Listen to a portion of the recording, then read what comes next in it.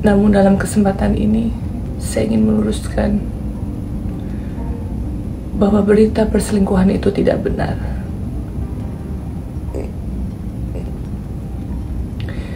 Saya percaya Allah Maha mengetahui apa yang saya lakukan dan yang tidak saya lakukan. Karena semua perbuatan saya di dunia ini harus dipertanggungjawabkan di akhirat kelak. Membantah, menggugat balik pun boleh. Paham ya? Jadi kalau orang digugat, terus dia bilang, tidak benar kamu semua, kamu pembohong, boleh. Artinya, silakan mau ngomong apa saja, yang punya bukti saya. Dan satu sisi, kalau kita lihat kalau dari the facial expression-nya, dari situ terlihat days of afraid. Afraid-nya itu muncul, ketakutan.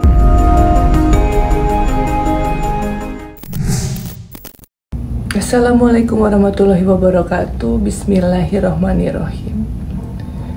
Mohon maaf atas kegaduhan tentang berita rumah tangga saya. Dalam kesempatan ini, izinkan saya untuk meluruskan dengan segala keterbatasan saya.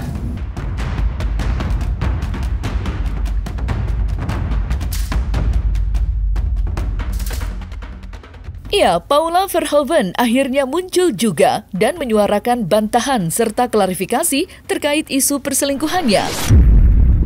Klarifikasi Paula yang datang secara tiba-tiba itu tentunya berhasil membuat terkejut jutaan masyarakat Indonesia. Bagaimana tidak, dari awal kisruh itu muncul ke publik hingga agenda sidang perdana Rabu silam, Paula Verhoeven selalu konsisten untuk menutup rapat-rapat mulutnya terkait permasalahan rumah tangga maupun soal tudingan perselingkuhan yang dilontarkan kepadanya. Berakhirnya, aksi bungkam Paula lantas melahirkan sederet spekulasi liar yang berkembang liar kemana-mana. Bahkan ada pula yang menganggap jika video ini merupakan sebuah bukti bahwa Paula sudah siap menjalani kehidupannya yang baru. Lantas, seperti apakah seorang pakar ekspresi melihat klarifikasi Paula Verhoeven? Benarkah langkah itu merupakan sebuah tanda jika dirinya sudah begitu jengah dan siap beradu bukti dengan pihak Baim Wong? Serta mungkinkah pula klarifikasi yang dituturkan Paula itu telah ia persiapkan dengan matang sebelumnya, sehingga bukan jeritan hati Paula yang keluar secara spontan? Kalau ini di awal, di detik-detik awal, Mbak Paula kan berusaha terlihat lebih tenang gitu ya Mbak.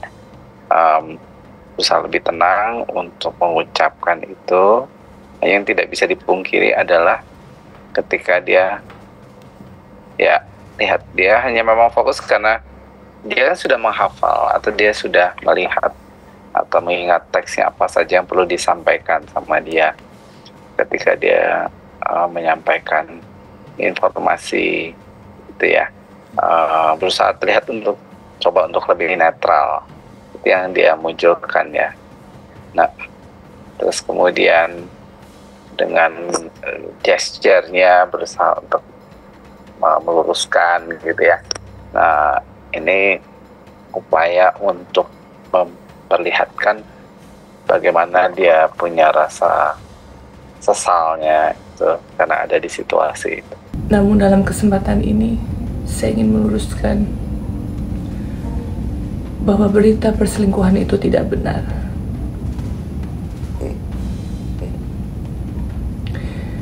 Saya percaya Allah Maha mengetahui apa yang saya lakukan dan yang tidak saya lakukan. Karena semua perbuatan saya di dunia ini harus dipertanggungjawabkan di akhirat kelak. Dan satu sisi, kalau kita lihat kalau dari the facial expression-nya, dari situ terlihat days of afraid. Afraid-nya itu muncul, ketakutan. Karena kemudian kan sebenarnya tinggal menunggu proses peradilannya dan bukti-bukti yang bisa jadi lebih valid untuk membuktikan apakah di satu sisi suaminya yang benar menyatakan bukti itu benar atau sebaliknya nanti yang sisi Paula yang bisa membuktikan bahwa itu sesuatu yang tidak benar gitu ya.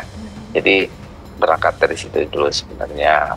Hanya kemudian ketika dia membuat sebuah statement, kalau orang kemudian bicara menjelaskan sesuatu, kalau kemudian tidak menjelaskan secara lebih detail gitu ya, kenapa dan apanya, berarti ada sesuatu yang belum diungkapkan semuanya gitu ya. Kalau kemudian yang bersangkutan menceritakan sebuah fakta atau objektivitas sebuah situasi, dia bisa menjelaskan detail skemanya seperti apa yang terjadi, kenapa begitu, waktunya kapan gitu ya.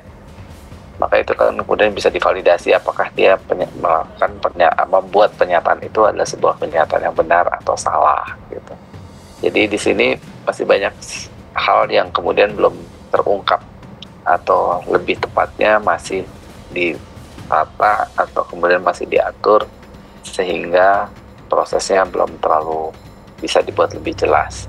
Narasi perselingkuhan yang menjadi pemberitaan belakangan ini akan menjadi jejak digital bagi anak-anak kami di kemudian hari.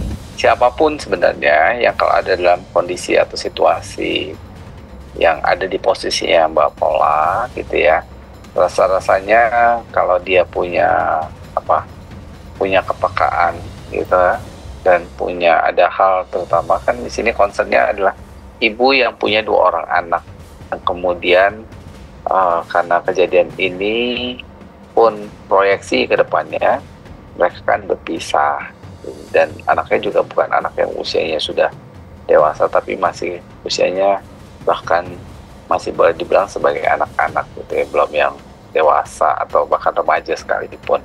Jadi ini pasti punya rasa kalau seorang ibu punya kedekatan dengan anaknya secara emosional pasti akan terdampak sih Mbak. Jadi itu yang pasti bisa dilihat responnya ketika seseorang menyampaikan hal yang terkait dengan keluarga atau orang-orang yang dia sayang. Itu pasti secara emosional bisa jadi terdampak. Diunggahnya video klarifikasi Paula Verhoeven memang mengejutkan, mengingat sikapnya yang selama ini konsisten untuk bungkam. Namun, di sisi lain, Paula sejatinya sempat beberapa kali melukiskan keresahan hatinya lewat unggahan berupa potongan ceramah seorang ustadz dan kata-kata mutiara. Beberapa waktu lalu, Paula pun kembali melakukan hal yang sama. Namun, mengejutkannya, ia seakan memberikan sindiran terkait adanya hukum tabur tuai. Sontak saja, unggahan Paula pun menuai sorotan tajam. Dan mirisnya, sebagian warganet pun mengait-ngaitkan unggahan tersebut dengan konflik yang menimpa Paula saat ini. Lantas, mungkinkah Paula sengaja mengunggah itu untuk menyindir Baim Wong? Serta bagaimanakah pula pihak Baim Wong menanggapi unggahan itu? Sekolahnya keliru. Kalau orang sekolahnya keliru mungkin jawabnya seperti itu. Kalau orang juga tidak tahu syariat Islam mungkin jawabnya seperti itu. Tatkala orang paham tentang syariat Islam, dia tidak akan bertanya dengan persoalan ini. Ya, oke? Anda buka kembali. Seorang istri itu keluar dari rumah saja wajib izin sama suaminya. Seorang istri keluar dari rumah wajib izin dari suaminya. Itu syariat Islam. Ada ayat lagi, saya tidak mau menjelaskan semuanya. Terkait dengan ada isu-isu gitu kan, itu dinyatakan tidak ada yang betul. Tidak ada. Itu akan kita buktikan di pengadilan. Siapa yang mendalilkan, dia membuktikan. Kalau tidak, ya itu persoalannya. Dan kemudian kita bisa minta pertanggungjawaban. Saat ini bukanlah tahap yang mudah untuk kami, saya dan juga anak-anak. Oleh karena itu, dengan segala kerendahan hati, mohon doanya.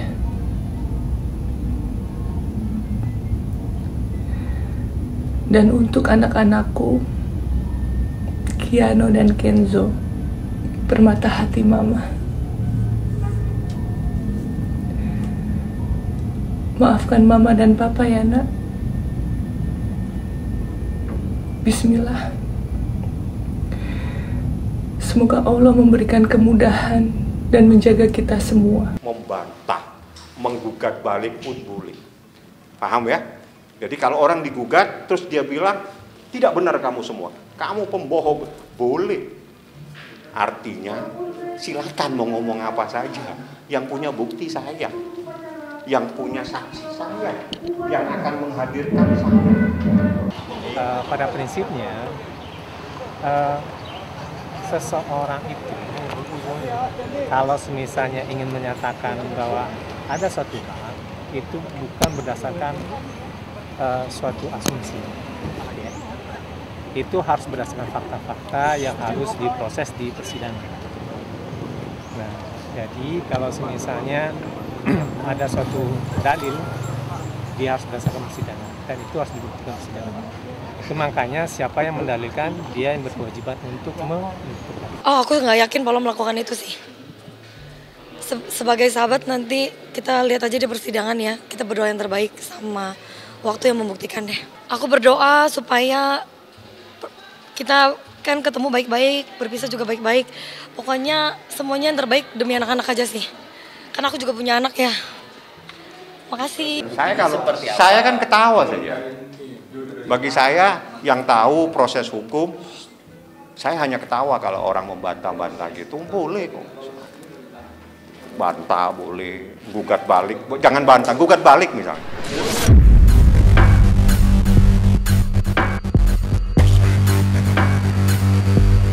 Tidak dapat dipungkiri memang, apa yang kini menimpa Baim Wong dan Paula Verhoeven merupakan resiko menjadi publik figur tersohor, di mana konflik pribadi yang menyakitkan seperti ini harus pula menjadi konsumsi publik.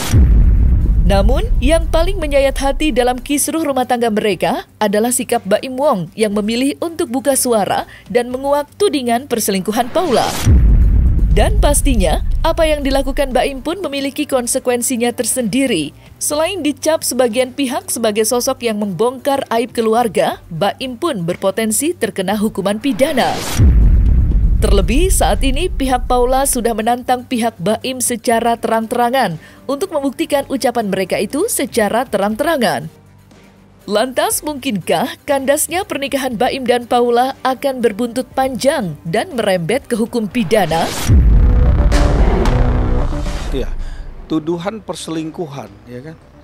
Yang dimaksud tuduhan perselingkuhan berdasarkan apa yang dia lihat atau dia sampaikan, kan seperti itu. Kalau memang segala sesuatunya itu bisa dibuktikan, bahkan saksinya juga ada untuk bisa melihat bahwa ini adalah faktual atau fakta, tentunya ini menjadi benar. Akan tetapi sebaliknya, kalau andai kata ternyata tuduhan itu ya ditepis atau bisa dibuktikan bahwa memang ternyata yang dituduhkan itu tidak seperti apa yang disangkakan, kan gitu. Jadi ini yang harus menerima segala akibatnya, kan gitu. Karena memang ini yang dinamakan fitnah atau berita yang tidak sesuai dengan fakta. Nah, itu yang harus kita khawatirkan seperti itu, karena memang segala sesuatu apa yang sudah dilontarkan, sesuatu apa yang sudah disampaikan ternyata memang itu tidak benar, maka berita itu adalah berita yang dinamakan fitnah ya. Nah, ini jelas ini melanggar undang-undang ya, undang-undang ITE. Di dalam undang-undang ITE karena ini sudah dipublikasi dan adanya satu fitnah yang keji atau luar biasa ya. Kalau untuk cerai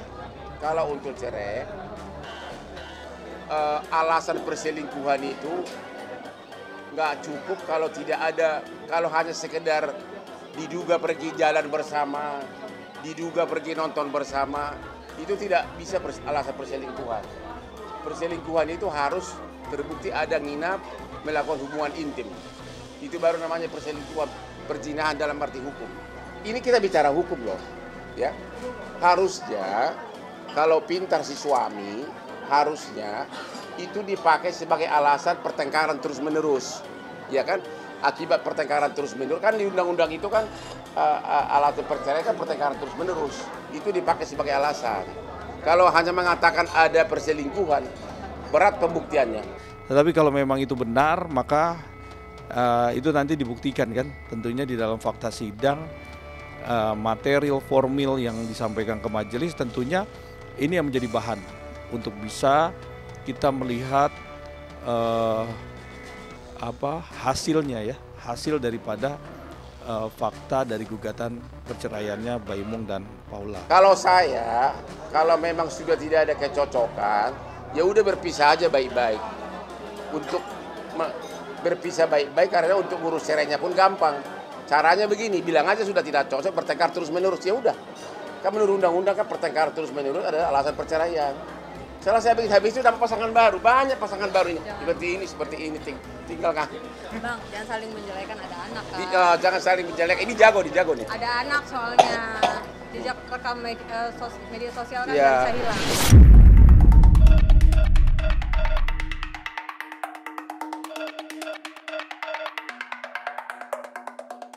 Nah, selesai sudah Cumi Lovers, saksikan terus Cumi Camp In-Depth, kabar lengkap, mendalam, dan akurat dari narasumber terpercaya. Dan jangan lupa untuk like, subscribe, dan juga share channel YouTube Cumi Cumi.